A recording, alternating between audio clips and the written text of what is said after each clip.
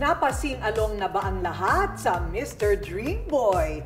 Miss Dream Girl herself at prinsesa ng Philippine cinema, Sheryl Cruz, is in the house! Yay! It's such a privilege to be here, Miss Corina Sanchez. Wow. Dito sa Corina Interviews at sa lahat ng mga viewers mo. Hello, happy viewing. Ayan, okay. Si Sheryl, the baby is now a lady. Wow! Siyempre, kasi naabutan kita, baby ka pa lang talaga. Sa totoo lang, naabutan ko pa ang mami niya. Oo, inaamin ko na yon. Sherilyn Cruz ang tawag sa'yo. Is that your real name? No. My real name is long. It's Sheryl Rose Ana Marie Sonora Cruz.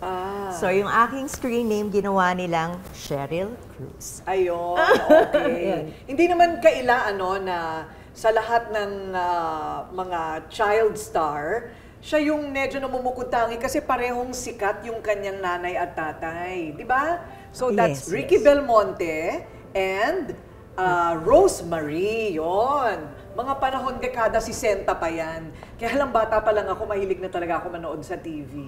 So, paano yun? How is it yung ang nanay at tatay mo ipinanganak ka na gano'ng parehong sikat? Actually, Corina, hindi ko talaga siya alam. I mean, akala ko, playground lang na isang malaking playground ang film industry.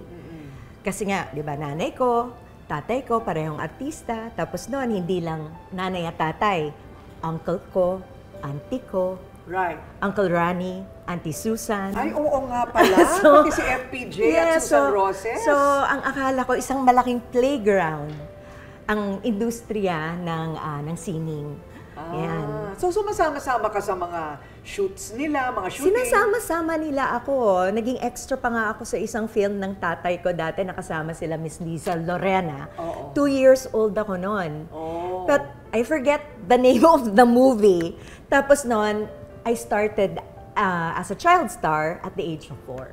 4 years old? Yes. Wow! Ang ibang mga magulang, itong mga panahon na ito, parang yung kanilang mga anak, parang nilalayo nila sa limelight. Kung minsan ayaw pa nga nila ipag-social media, no? Pero yung mother and father mo, talagang talagang okay sa kanila ang mag-artista ka ng bata. Siguro dahil pinagbigyan ng dad ko si Tito Cheng Mulak, who discovered me, the father of Aga Mulak. Because my father used to work before sa Wonder Films, the Wonder Films nila Nino Mulak, nila Tito Alex. So, one time, pumunta siya dun sa bahay namin sa Valle Verde when I was 4 years old. Tapos, siguro nagkaroon sila ng konting meeting ng dad ko about the film that he was doing. Nakita ako. Sabi, uy, may anak ka palang babae. Mahilig ba yung mag-artista? Ganyan. So, impromptu, on the spot, pinag-audition ako dun sa garden sa bahay namin. Tapos, ipinarehan niya ako doon sa pamangkin niya na si Onin, si Nino Mulak. So si Onin talaga ang first love team ko sa film industry. Naku, mga paslip pa kayo doon, Oo nga.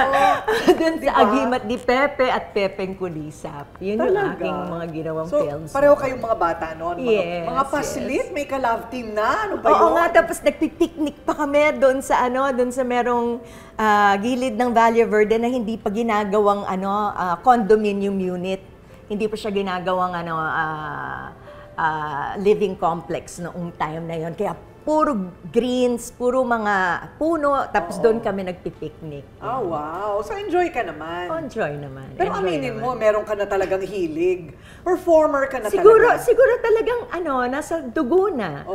Dahil nga, doon sa side ng dad ko, sa mga cruise, talagang entertainers, biro mo mga musikero. Musicians, tapos noon may mga artista, may magagaling sumayaw, gagaling magsulat ng lyrics at saka ng music. Tapos noon, yung iba naman, instruments naman. Right. So, napapanood ko pa yung mga banda-banda nila. 747. 747, oo. Diyan sa Manila Hotel, sa Manila Garden, and then they also traveled the world. Right. Oo, talaga. At ang kanyang mga pinsan, sino-sino nga ba? Ang dami rin. Okay. Mag-start ako sa uncle ko. Si Uncle Pip, si Tirso Cruz III is really my uncle. Yun, related yon sa dad ko. Tapos noon, Tito Rudy Fernandez. Yes. Sa dad ko rin, pero sa side naman ng mom niya, sa mga Vélez, sa Pampanga. Mga Kapampangan sa Florida Blanca. Tapos, doon naman sa mga pinsan ko, there is Raver and Rojun, both my first cousins. Sunshine Cruz is my first cousin.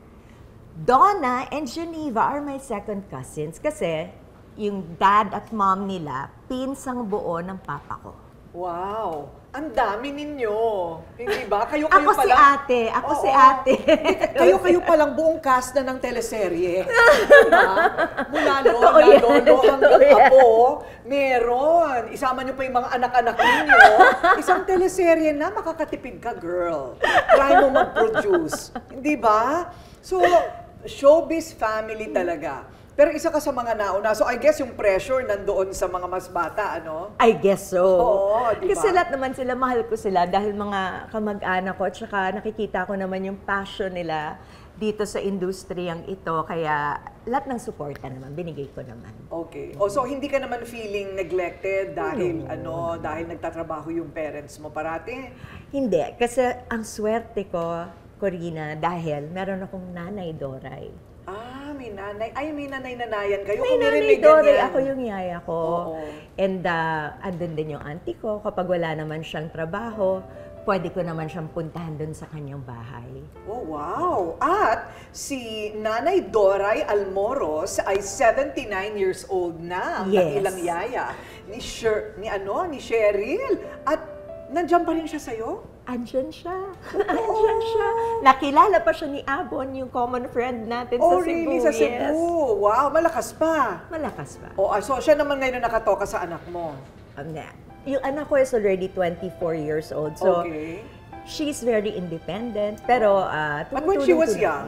When she was young, isa si Yaya sa mga nag-guide sa kanya. Pero may Yaya talaga siya. Si Yaya, ever since 16 years old, nasa family na namin. So, I'm so blessed kasi hindi pa ako pinapanganak sa mundong ito, andyan na siya. Wow! Every family should have like that, no? Hindi lahat nabibless ng ganyan. Ano na yan, treasure na sa amin. Oo, treasure na talaga. So, nakakatuwa. Para siya naging kapamilya na talaga. Talagang no? pamilya na. So, what a magical childhood. Hindi ba? It is. Actually, it was a Tutuusin. happy childhood.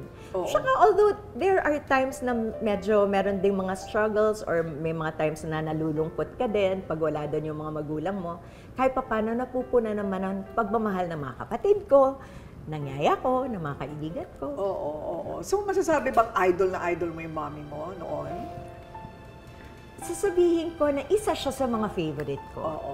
Kasi kung titingnan ko lahat ng magagaling at magaganda at talentado ng mga artista na meron tayo dito sa industriya natin, sasabihin ko na isa siya sa top 5. Ayun. Kasi, totoo yun. kasi andyan pa ang Auntie Susan ko.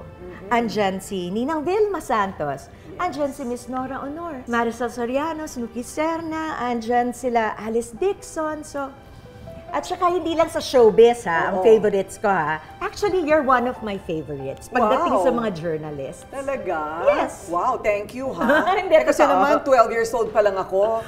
Nag-news na ako. Kaya napapanood niya ako nung child actor din ako. Hindi, pero kasi yung passion mo, Miss Corina, hindi naman to sa walang halong biro. Nakikita ko yung passion mo, yung dedication mo, yung authenticity mo, at saka yung effort na nilalagay mo sa mga proyekto, sa mga specials at interviews na ginagawa mo. Walang katulad. Wow, maraming salamat. At hindi pa tapos. Mukhang ayaw pa nila ako ipagretiro. At ako'y Hindi, kailangan ka pa namin ewan. dito. Oo, naku, bibiyahe pa ako na naman bilang reporter. Teka muna, bago ang lahat, inabot mo naman sa iyong napakabatang edad yung Best Child Star, di ba? Yes. Ano ba yun? Ano ba yung Best Child Star? Ayan! Oo, gusto ko ng ganito. Best Child Star. Para naman sa ang pelikula ito o TV show ba? I think that is for, I think this is for Basang Sisio and the other one is for Roman Rapido. Ay, ang dami mong trophy. Best Child Star na kaagad. Wow! Talagang nasa dugo po niya, hindi ba? 4 years old pa lang, award winner na, ibang klase. Kaya naman pala nagtuloy-tuloy at tuluyan na ngang kuminang ang bituin ni Cheryl sa showbiz lights, camera, action! Biglang sinigawan ng batikang direktor dahil hindi siya magaling umarte, ha? Sino naman itong direktor na ito at napaka-demanding? At ano naman yung mga tungkol sa love scene? Yan ang ilan sa mga hugot at pagsubok sa pagiging artista na ikukwento sa atin ni Cheryl. Huwag kayong aalis dyan.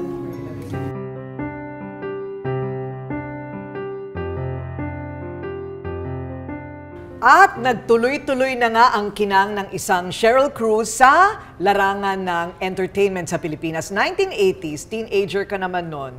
Parang tuloy-tuloy yung karera mo, parati kitang napapanood eh. You were everywhere, right? Mula pagkabata hanggang teenager, pero natapos mo naman ang school. Yes. Ah, okay. With the help of my parents, kasi ang kasunduan namin, 85 and above, kailangan ma-maintain ko. Okay. Sa St. Paul's College of Pasig yan. Kasi from Pleasant Hill, I transferred to St. Paul's College of Pasig.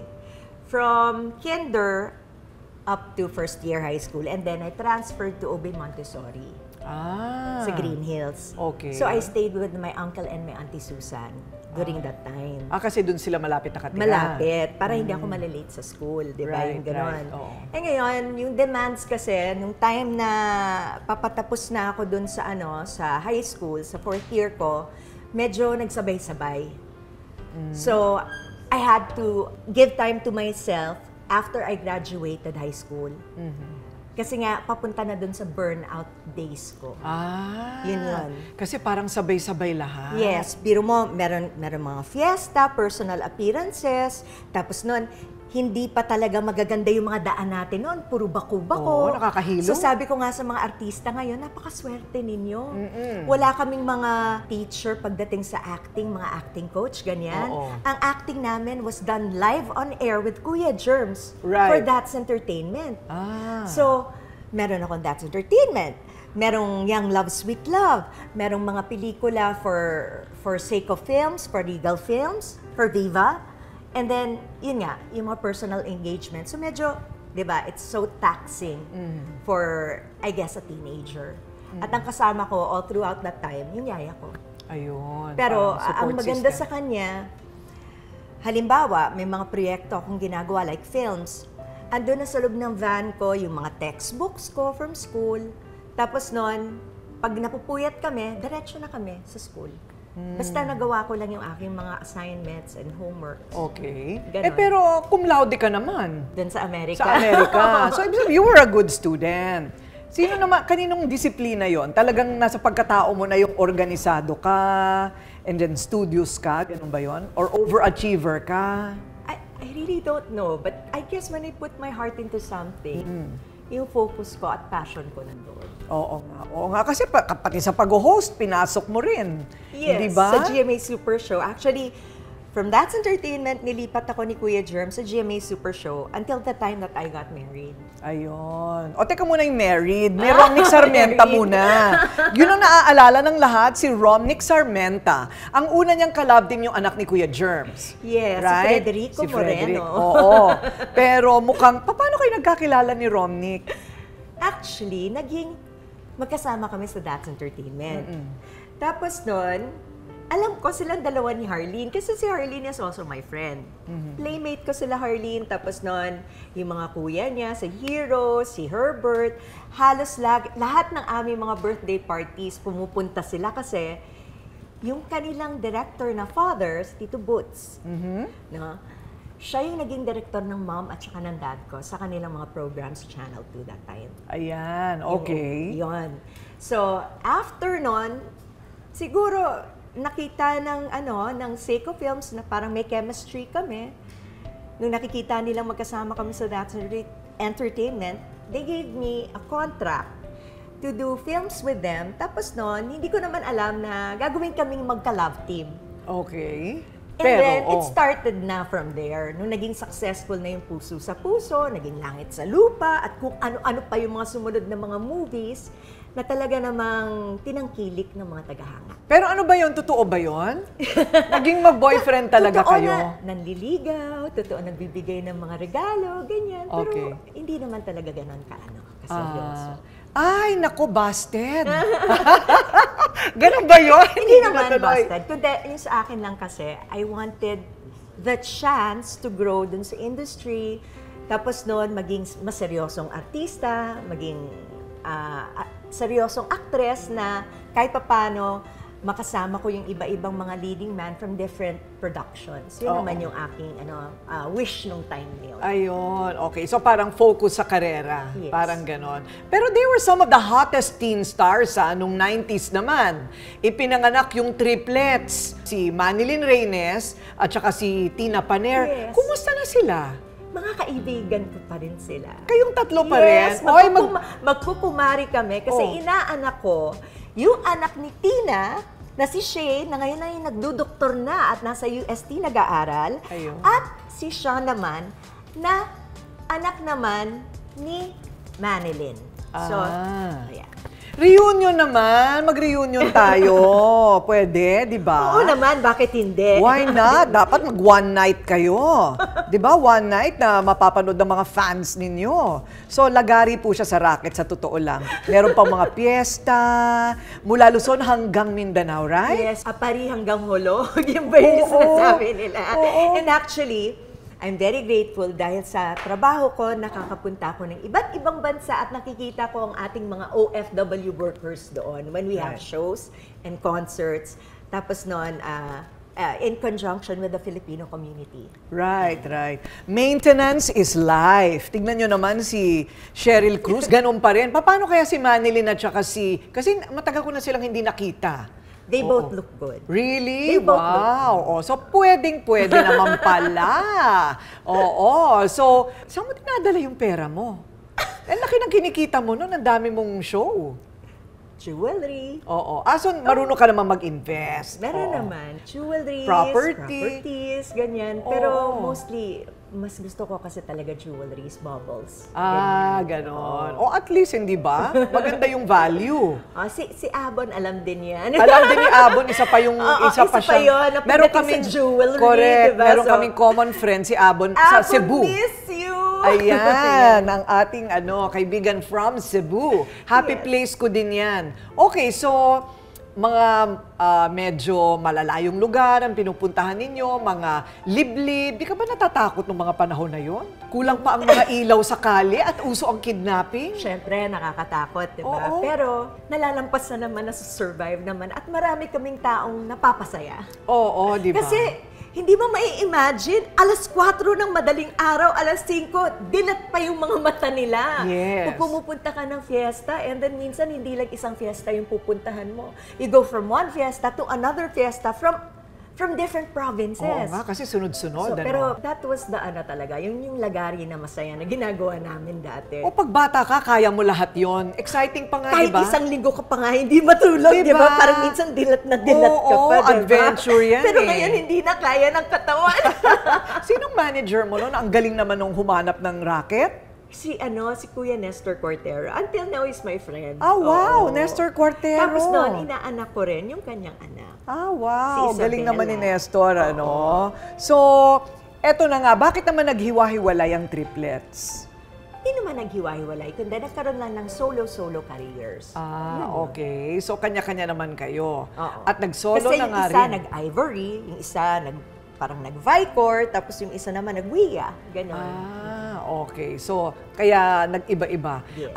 What was your favorite hit? Mr. Dreamboy ba? Mr. Dreamboy, sabi nila, is already a novelty na yun eh. Di ba Kumbaga ginagaya ganon. ka ng marami? Marami talaga. Sabi nila, you Oo. haven't made it pagka hindi ka ginaya, diba? Oo, yung Mr. Dreamboy. So, ayun, pagka ginaya ka na, at saka marami ng mga tawag dito, yung nag-i-impersonate sa'yo, that means you've made it na raw. Of course! Yun. Especially, naku, dami. Ipakita mo nga lahat. Ipakita nga natin lahat ng mga memes dyan, ng mga Mr. Dream Boy. Andyan sila John, di ba? Si John, si Sweet Lapus na mahal ko. Siyang number one. Yeah, he's number one. Oo. Yan.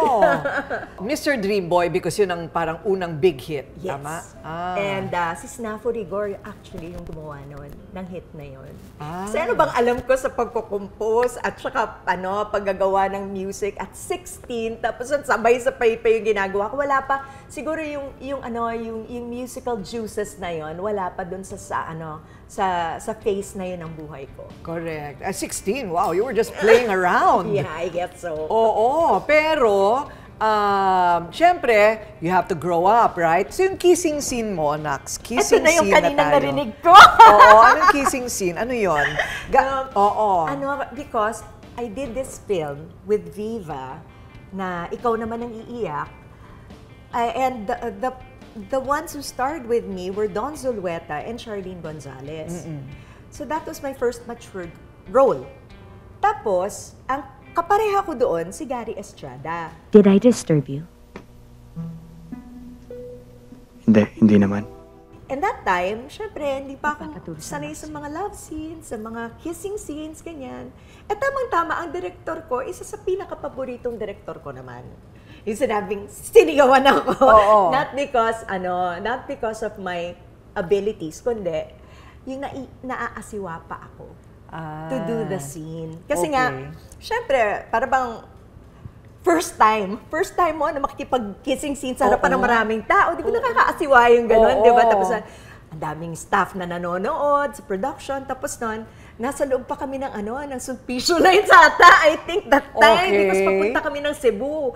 So doon namin ginawa sa isang cabin, yung scene, ganyan. Tapos doon, sabi ni Direk, biglang sumisigaw na lang, ano ba yan? Ayusin niyo yung ayusin niyo yan. Tapos nakailang takes kami ni Gary.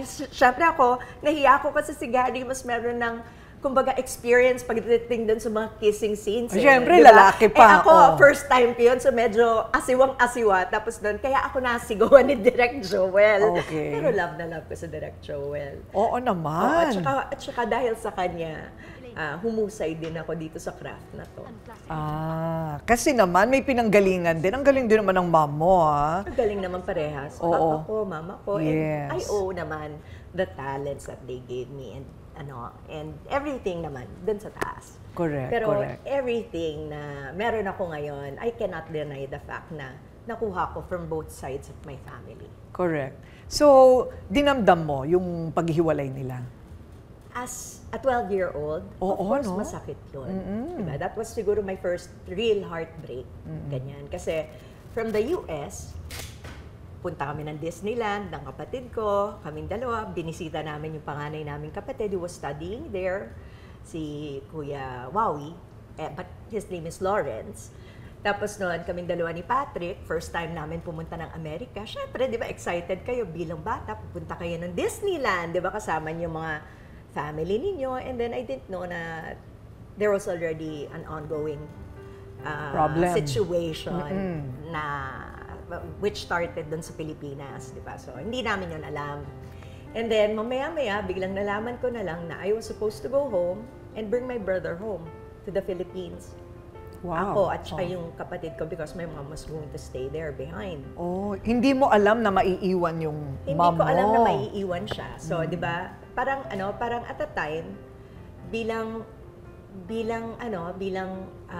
second born, di ba? Kasi nga, yung first born namin, nasa ibang bansa. Parang, I took it on myself na maging ate at saka to be matured.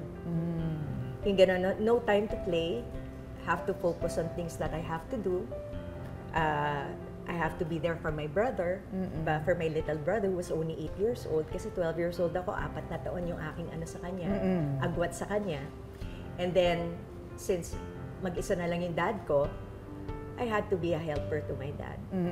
Diba? Hirap din yun, ha? Mahirap siya. Ayun na nga, so nandito kayo sa Pilipinas, ang mom mo nasa Amerika, hanggang sa nagkaroon na rin siya ng sarili niyang pamilya doon. So paano mo naman natanggap yun? Siyempre, pinapaalalahanan ako lagi ng auntie ko na, that's your mom. You have to give respect, ganyan. And all the good things she's done for you, for the family, di ba? Yung gano'n, you have to accept what is present right now, di ba? Because we want to get along. Everyone wants to get along. In the future, di ba yung ganyan? So, ako naman, hindi ko naman nakikita sa dad ko na meron siyang resentment sa mom ko. So, nung time na bumisita ako nun sa mom ko and she was ready to introduce her better half with me, di ba? Natanggap ko naman. Importante kasi yung attitude ng dad mo. Ayun. Di ba? Yes. Kaya natanggap ninyong mga anak. Natanggap namin. Oo, importante yun eh. Kasi pag nag-aaway pa rin yung mga magulang. At saka pag maraming, you know, not so nice words na sinasabi about the other, di ba? Hindi maganda, yung gano'n. Yes, correct. So at least, naging ano naman sila, naging civil naman sila sa isa't isa. And then when it came to us naman, kung meron kaming mga kailangan, moral support, most especially, it's not about the financial, it's mostly moral, yung ganyan. Gusto lang namin na nagkakasundo sila. Yun lang for us. Ayun.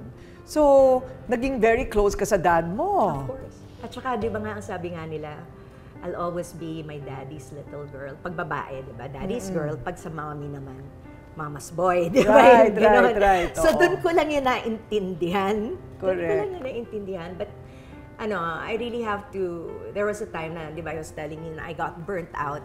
Dahil nga sobrang dami-daming ginagawa, sabay-sabay, shows, TV shows, tapos noon, meron singing, tapos noon, may personal appearances, na parang I felt I didn't have any more time for myself.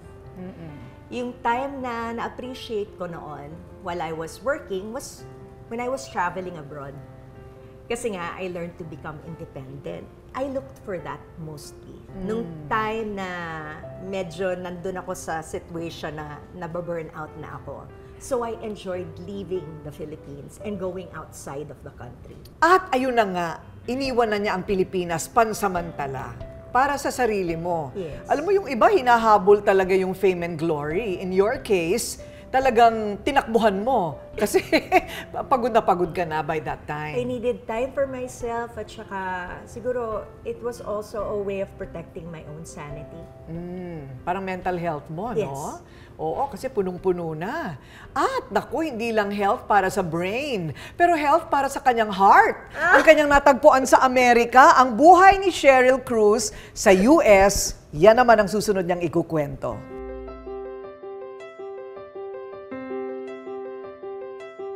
Goodbye, Philippines, and hello, America. Yun na muna ang buhay ni Sheryl Cruz sa US. Ilang taon ka doon in total?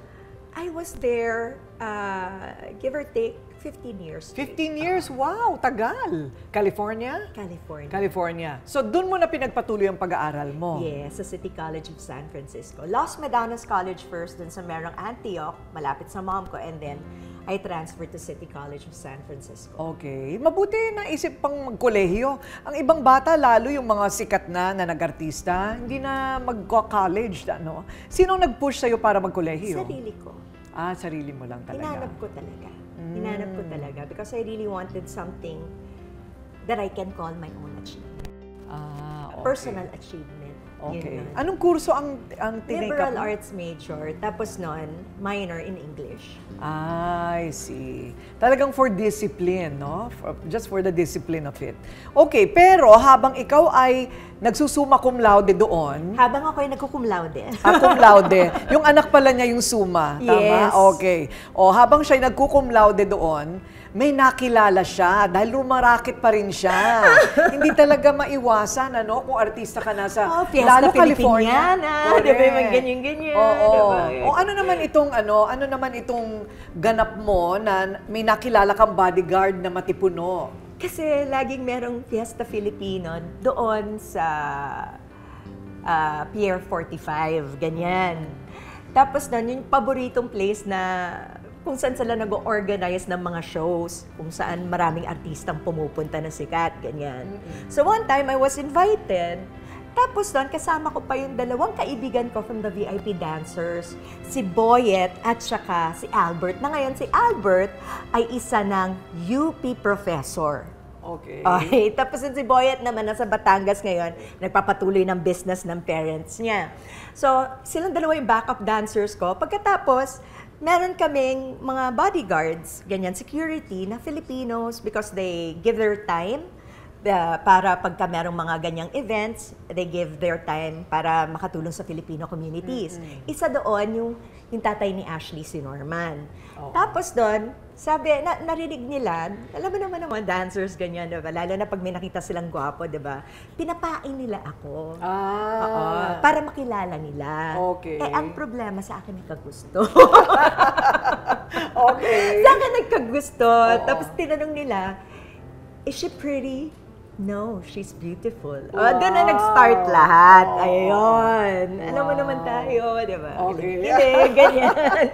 Pogi eh. Kamukha daw ni kamukha ba ni Kevin Costner ng The Bodyguard? Actually, sabi ng yaya ko, kamukha siya. O meron siya, may hawig si Coco Martin sa kanya. Pero matangkad siya. Okay, yun. okay. So, dark beauty. Dark. Oo, Pinoy na At Pinoy. meron siyang Italian, may Italian descent. At saka, kamag-anak niya, si Professor Randy David. Ay, Yes. okay. Kamag-anak niya.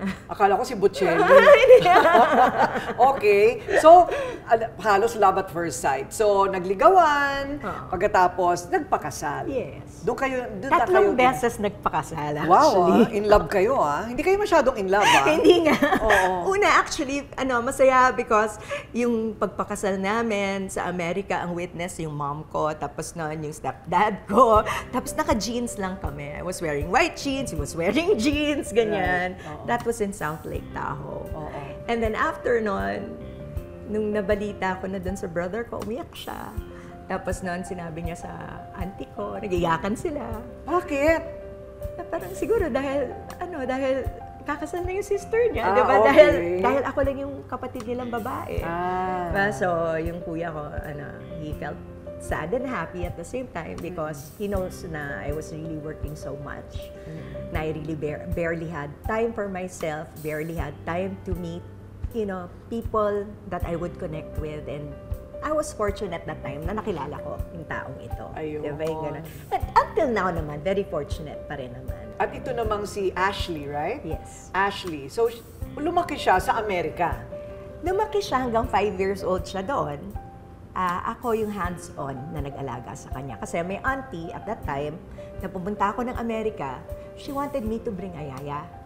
But during that time, di ba, na-experience ko growing up, na yung yaya ko talaga yung kasama ko lagi, parang gusto kong ibahin yon. I wanted my daughter or my child to feel na ako talaga yung nagpapalaki sa kanila. Not because I didn't need the help of yayas, but because I really wanted to connect with my child. Right. Ganun. Okay. So, okay naman. Okay naman. Okay naman. Mahirap yun, Mahirap siya, pero nagagawa ko lahat. Maglinis ng bahay, tumulong sa pagluluto, sa pag-grocery, sa paglalaba, tapos noon, magpalit ng mga bed sheets, tapos noon, maging asawa, mag-drive, Wow. mag-aral. Ganyan talaga ang Amerika. Ganun. Oo. Pero kaya nga sabi ko nga, pag kumukuha ako ng mga kasambahay, ganyan, at i-interview sila, hindi pwede talaga yung iisang bagay lang yung alam mong gawin. Mas maganda, mas ma-appreciate mo pag marami silang alam na gawin. Right. Tsaka nakikita ng anak mo yun. Magandang training din sa anak yun, right? Okay, so until 5, you mean bumalik kayo ng Pilipinas? Yes, because my uncle, after the elections, and he lost, I went to the States. Tapos noon, yung time na yon, nagkaroon kami ng konting family reunion. And then he saw me. Tapos noon, syempre, na-miss ko. And then, sabi niya, meron na akong Cheryl dun sa Pilipinas. I didn't know that he was talking about my pamangkin, Alexandra, who looks like me. Sabi niya, meron na akong Cheryl doon. Talaga? Oo. So, nung time na yon, he was going to have a family reunion. Tapos noon, yung kanilang wedding anniversary ng aunt ko because they were married December 25th. So, uwi kami lahat para makita namin yung isa't isa, ganyan. And then I didn't know that was the time I was gonna pass away. Ayun. So, yun. Oo. So, massive heart attack? Actually, it was, it was a stroke. It was a stroke. It was a stroke. He was so young. Yes. Nasa pamilya ba nila? Nasa lahi nila? Parang what I've heard is, medyo hindi na nila napacheck yung mata kasi di ba usually minsan nahihilo, ganyan. Tapos doon, I guess, the pressure also of running the elections and what he went through, di ba? So, a lot of things already contributed to yung demise niya. Oo. So, na-shock ka? Kasi syempre, ang bata pa niya, di ba? Hindi naman na-shock, kundi yung time kasi na umuwi ako ng Philippines, it was great na I was able to revive my career. So I was doing a film at that time, Mano Po 3. So Lamangan ulit, yung aking director. So we had to travel first to China and then the second time out of the country was in Thailand. Tapos noon, yung time na yon, yun yung time na dinala siya sa ospital. So, yung time na yon, syempre, when I've heard news dun sa set ko na he was brought to the hospital, syempre, di ba, as a family member, somebody close, na parang anak na rin, na lumaki sa kanya, medyo parang nakakaratel. My brother had to drive my auntie to the hospital kasi walang driver nung time na yon. So, tarantarin yung brother ko nung time na yon, kasama yung isang pinsan ko si Jeffrey. Joseph was still in the States. Tapos noon, ako nga, nung nandun ako sa Thailand, when I found out about that, syempre medyo nako-concern na rin ako, ganyan. Tapos to the point na sinabihan ako at ng manager ko at that time, si Tita Dolores, sabi ng, Mama, Inday mo, focus ka sa work. Focus ka sa work mo kasi walang mangyayari, kahit na ano pa yung ma-feel mo, di ba yung ganyan. Ang importante, focus sa work. And then when I was able to talk with my aunt, she told me the same thing. Sabi niya, you know what would make your Uncle Ronnie and I happy? Is that you finish your work, walang maging mga delays because of you. So, we can figure that thing out afterwards. So, from the airport, I went straight to the hospital. Yun yung time na magsasakam na siya. And I just saw my aunt. Kasi I saw a hallway full of people sitting down, both sides. Tapos noon, pagdating ko dun sa CCU, sa critical care unit ng St. Luke's, hinila na ako ng Auntie Elizabeth ko, the sister of my Uncle Ronnie. Sabi niya, family only. Ganon. So I was with Tita Dolor that time. And then, nung nandun ako sa loob, syempre, yung emotion so somber because my aunt, she was just nakatulala. Tapos nun, holding a rosary. Tapos nun, mabagsak na lang yung luha, yung ganyan. Tapos ako naman, speechless kasi ano pa magagawa ko? Diba? When you see a family member that you love, ilata na lang doon, diba? Naabutan mo pa siya? Yes. Yes. Did he know na nandoon ka? I guess so. Kasi hinahawakan ko yung aunt ko nung time na yan, dumudugo na yung ilong niya. Sabi ko, Mama Inday, hindi mo ba pupunasan? Kasi parang minsan, di ba, pag natulala ka na lang, wala ka nang magawa. She wiped yung blood from his nose that time. Tapos noon, nag-huddle na lahat ng mga doctors and they told us na wala na silang magagawa. We just had to wait. And then they counted na. So, kinausap mo pa ba siya? Tapos the time that I was able to hold his hair. So, di ba usually sabi nila pag lalaki, ayaw magpahawak mo. Oo, gano'n, di ba? Ang mga lalaki. Ayaw magpahawak. So, yun. Yun yung time na yun. And then, what was actually surprising was before I left for Thailand, madaling araw, nagigising na yung auntie ko at uncle ko. They read the newspapers, they eat together breakfast at 4 a.m., ganyan. So I was about to leave for the airport. My aunt knocked on my door dun sa room ko, dun sa may Green Hills. And then, syempre na-surprise ako because she rarely does that. Sabi niya, pinapatawag ka ng uncle mo. Tapos I didn't know that was the last time he was gonna hug me. Ayun. So, pero ano, hindi ba? I mean, wala ka namang pinagsisisihan sa naging relasyon ninyo? Wala. Walang regrets? I was very grateful Oo. because in the absence of my parents, they became our parents. At sila na rin ang naging lolo at lola sa anak ko at mga pamangkin ko. Oo, at least nakita yung anak mo, right? Yes. Oo. Nako, talaga naman, oo. Ang buhay, hindi mo talaga masasabi. Hindi mo masasabi. Naku, parang nagsunod-sunod naman din. Ano? After sobrang saya ng kabataan hanggang sa karera, hanggang buhay Amerika at umibig ka, ayun, nabawian ng buhay ang kanyang father, napakaaga. And then, Yung anong uncle ko. nangyari? Yung uncle mo rin, hindi ba? So, what about yung marriage? Yung personal ano ko Oo, naman. anong nangyari naman So, syempre, doon? di ba, from my dad to my uncle, and then to my marriage. So, I didn't know na it was gonna happen, but then, it was an amicable separation naman. We chose to dissolve our marriage, and ganyan. Tapos Dahil kaya nun, sa long distance? it wasn't only because of that. There was a lot of factors involved. But of course, pag sinabihan ka na ng guy na my life is here and your life is there, ano pa magagawa mo, Ayun, di ba? It's correct. not like pagpipilitan ko pa yung sarili ko, di ba? Yung ganon. But then, of course, that time, yes, I went through depression. And then, how I was able to cope up with my depression was through music. I played the piano.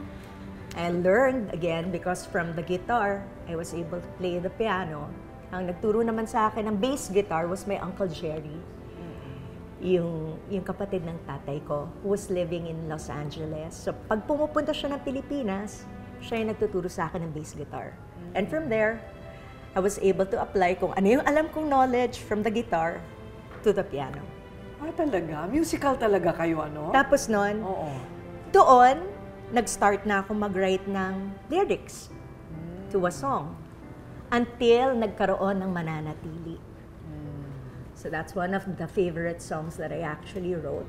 And it's not only for somebody that you love, kundi it's for everyone you love.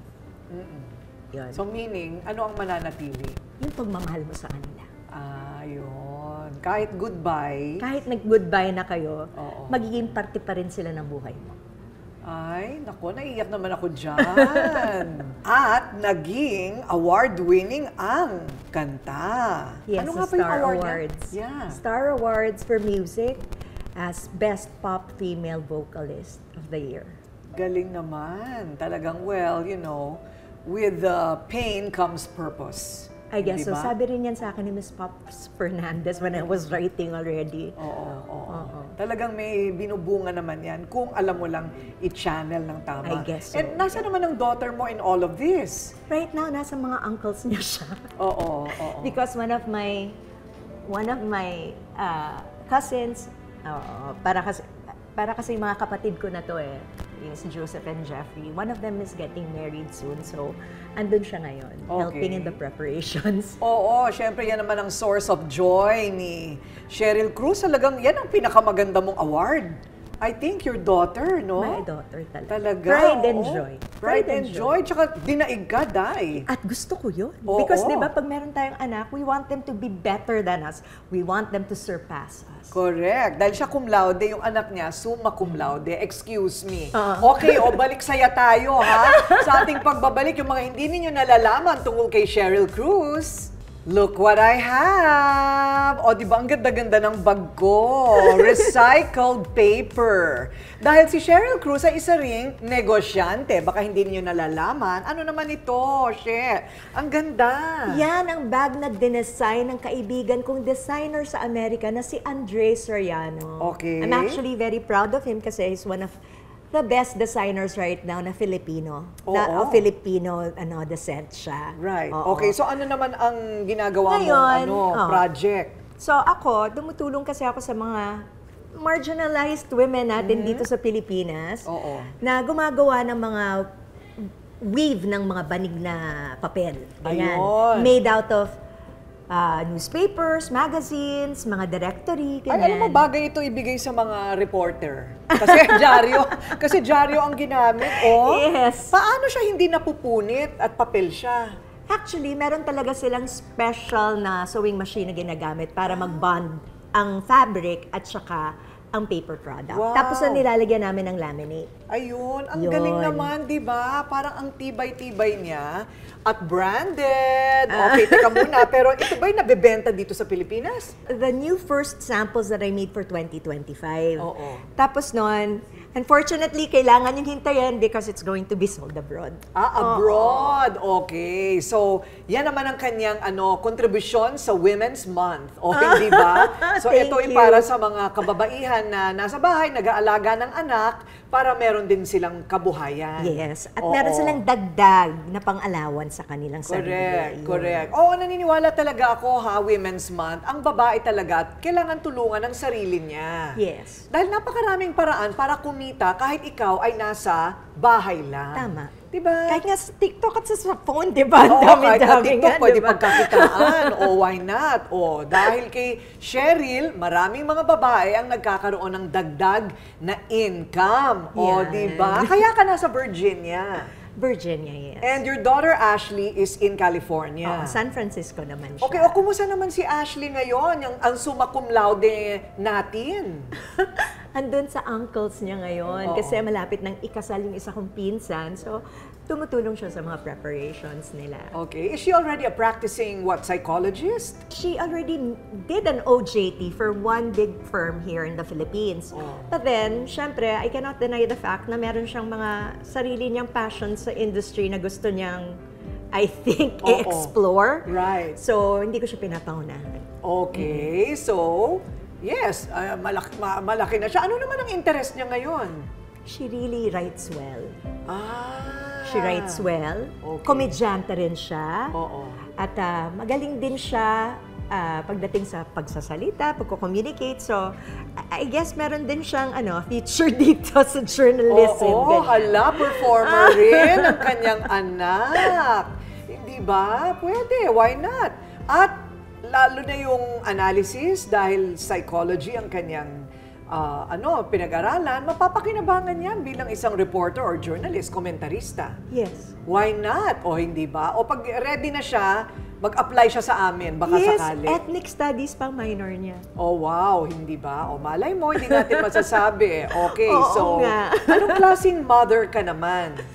Mas hands-on ka kaysa si Rosemary sa'yo dati.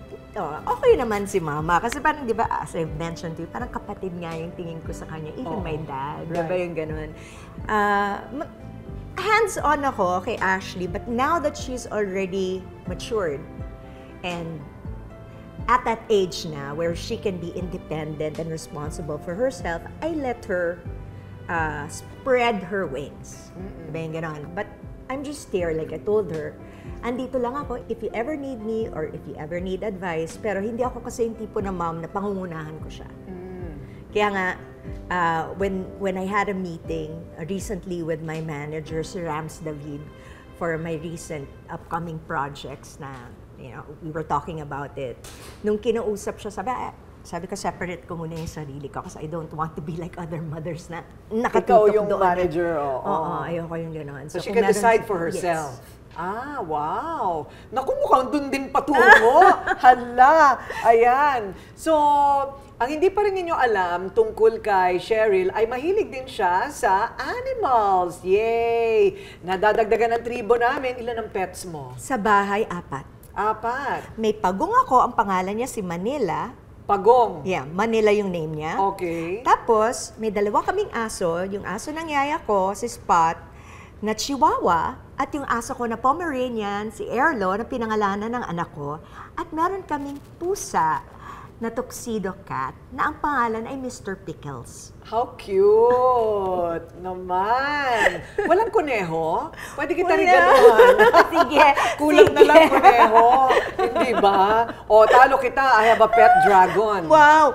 I do. I have a big Nice. lizard like that. It's a dragon Wow. na Come on, dilalagay-lagay dragon ba namin yung dito. ganyan? Oo. Wow. Kulang na lang. Exotic Oo, animals. gusto ko nga mag-alaga ng baboy. Kaya lang, ang hanggang kumakain pa rin ako ng barbecue, hindi ko yan magagawa. Ako, before I had an arowana. Okay. Malaking-malaking ganyan. Oh, hanggang sa inulam nyo. Ay, hanggang sa tumalon ng ano. Ay, tumalon. Oo, tumalon. Ay. I think broke one of my accidents. Yung sinasabi nila ganun, di ba, usually? Okay. Sila ang tumanggap. Oo, sila yung tumanggap. Sila ang tumanggap. Okay. At eto na, hindi pa rin siya tapos. Para naman kasi, ang dami-dami pa talaga niyang energy. Sabihin mo ka sa akin kung ano ang diet mo. Hindi ba? Dahil nakakasampung Best Actress Award na siya, hindi pa rin siya. Tapos, I can't believe it. Yung mga iba, acting ng acting, hindi makakuha ng award. Ikaw nakasampu ka na. Actually, honestly gave up on receiving awards because may times na pag alam mong you put your heart and soul into it tapos hindi ka ma-recognize, hindi ka ma-nominate, 'di ba yung ganun? 'Di ba nakakapagod yung ganun? Tapos you give it your all, even as a journalist, I guess, 'di ba yung ganyan? Yes. To the point na nasabi ko na kay Rams, Rams, sabi ko ganun, pag may awards silang ibibigay, ganyan. Sa'yo na lang, ayoko nang kunin, ganyan. And then, lo and behold, dumating yung attorney, Lilet Matias, attorney at law na na proyekto na ginawa ko almost 2 years on air sa GMA. And it never really occurred to me na I would be getting a lot of awards na sunod-sunod. For that? Yeah, sinimulaan ng organization nila Richard Hinola hanggang kay Direk Rom Borlat. Tapos nun, sa mga kaibigang kumpres sa PMPC. So, I don't know. I'm just so happy and thankful na yung sinasabi nilang i-take over till the fat lady sings. I guess that's really true. Oo, as long as Tsaka kahit harangan pa nila ng sibat, di ba? Yung gano'n kung para sa'yo, ibibigay sa'yo. Kaya ako, ever since that time na sumunod-sunod na yung awards, thank you for all the blessings. Wow! Oy, palakpakan naman natin, Cheryl Cruz, award winner! Pero, hindi lang siya graduate ng buhay, ano pa siya? Cum laude ng buhay. Knocks naman. That's a school of hard knocks, di ba? Yes. Talagang ano ka dyan, cum laude ka rin dyan, girl. Ang dami mo rin pinagdaanan. Hanggang ngayon, di ba? May ganun. Pero ngayon, di ba, pag-iisipin mo, trabaho mo, puro drama na. So pagdating sa totoong buhay, ayaw mo na easy na lang, di ba? Ganun na lang. Wag na. Kaya papasukin na natin si Yaya. Nanay! Kasi kanina ka pa namin pinag-uusapan. Ayan. Isputing naman itong si Yaya. Nay, kiss ka muna kay Corina. Ayan. Kumusta na, Yayay? Kilala rin to ni Abon. Ganun ba? Kasama ko siya sa Cebu. Okay, siya ang... paupuin mo. Dito ka sa gitna. Ayan. Okay. Siya ang Yayay ng bayan. Ayan, Yaya Tudora. Third mom ko na. Third mom. Kumusta naman ang pagpapalaki kay Cheryl? Maayos naman. Lahat naman sinasabi sa kanya, sinusunod niya. Talaga ba? Ano ang sikreto mo, Yaya, na ganyan ka pa rin kalakas, 79 na. May bawal ba sa'yo? Dami. Marami ng bawal. Daming sakit na si Yaya. Daming maintenance. Ako minsan na nag-check lang lahat ng gamot niya. Sinasamahan ko siya sa doktor. Ay, pagtyagaan, dahil maganda ang buhay, pahabain pa natin. At palakpakan din natin si Yaya dahil siya ang nagpalaki kay Cheryl Cruz. Thank you, Cheryl, for your life story. What an inspiration and what a triumph. Nay, magbati ka sa mga taga-Antique na nanonood. Bumati ka na pagkakataon mo na. Manood kayo ng Corina. Ay, Corina, oo. Corina interviews.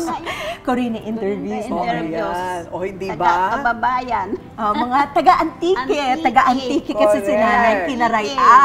Ayan. Ang ganda naman ng Women's Month celebration natin. Para sa lahat ng kababaihan, ito ang inyong inspirasyon.